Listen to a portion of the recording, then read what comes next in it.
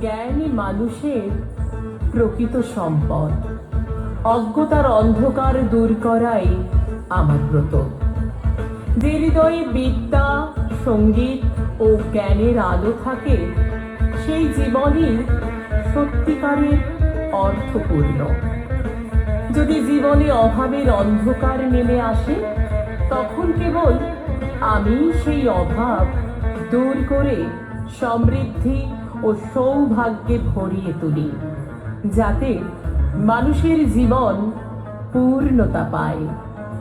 সমৃদ্ধি ও জ্ঞানের রক্ষা হেতু শক্তির প্রয়োজন। আমি সেই শক্তি।